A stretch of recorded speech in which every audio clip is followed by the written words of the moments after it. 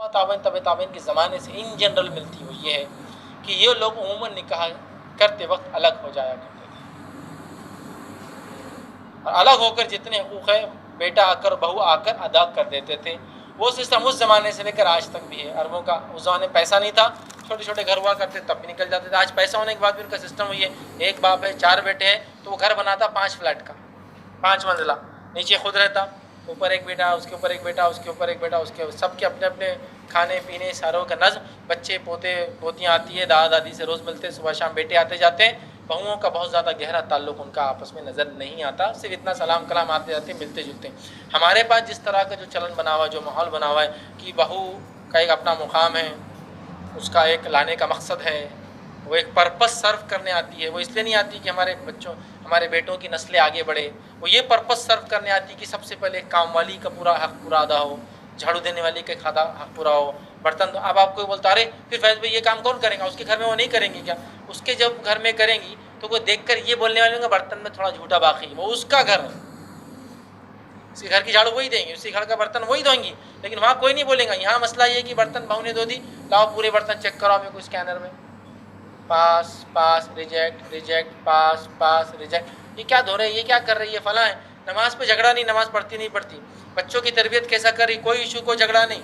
वो अपने शौहर की कितनी इताअत गुज़ार है, इस पर कोई इशू नहीं। उसके पर्दे के मामले में आप हर्फ नहीं उठा सकते, लेकिन बर्तन अच्छा धोने नहीं धोती। क्या मिल गई कि मेरे को उजाड़ सूरत, बर्तन अच्छे नहीं धोती। क्या मिल गई माँ बहू कुछ नहीं मिली, बर्तन अच्छे नहीं धोती। मतलब बेटा खुश है कोई मसला नहीं, बच्चे अच्छे निकले कोई मसला नहीं, घर अच्छा है कोई मसला नहीं, बा हया है कोई मसला नहीं, बेहया नहीं कोई मसला नहीं, बर्तन अच्छे नहीं धोती, सबसे बड़ा मसला ला ली उसने।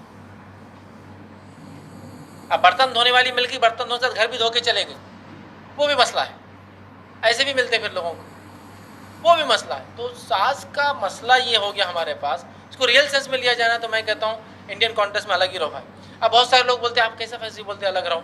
इंडियन सिनारियो में सोशियो इकोनॉमिकल कंडीशन हमारे वैसे नहीं अलग रहने जैसे। मैं कहता हूँ सहाबा के ज़माने में उनके कौन से सोशियो इकोनॉमिकल कंडीशन थे अलग रहने जैसे। हालात ये घर के ऊपर दरवाजे नहीं थे, कुछ सहाबा के घर पे पर्दे थे, बाकी के पास दरवाजे भी नहीं थे तो पर्दा भी नहीं था। इसीलिए हदीस में है कि लेफ्ट या राइट खड़े रहो जहाँ दिखता नहीं अंदर, क्योंकि घर में सीधा दिखता था। तो औरतें दरवाज़ों के बाजू इधर उधर रहती थी घर में दिन भर, पैसा नहीं था उनके पास दरवाज़ा लगाने को भी। कुछ लोगों के पास पर्दे थे सिर्फ, मालूम आपको, इतनी गुर्बत थी। नबी अकरम सल्लल्लाहु अलैहि वसल्लम के घर पे जो दरवाज़ा था उसमें इतनी बड़ी चीर थी कि अंदर सीधा दिखता था, पर्दा नहीं था अंदर से। इतना बड़ा सुराख था कि कोई देखे तो सीधा दिखता था अंदर का, इतनी गुर्बत का हाल था। ऊपर छत नहीं हुआ करती थी, वो खजूर के वो डाला करते थे बच्चे। काबे की तामीर की गई थी तो गुर्बत का यह हाल था कि कुछ नहीं मिला तो एक जहाज़ था रोमी जो आके टकराया था साहिल से, उसके जो तख्ते निकले थे वो डाले थे शेड के तौर पर ऊपर काबे पर। ये गुर्बत का हाल था, समझ रहे बात?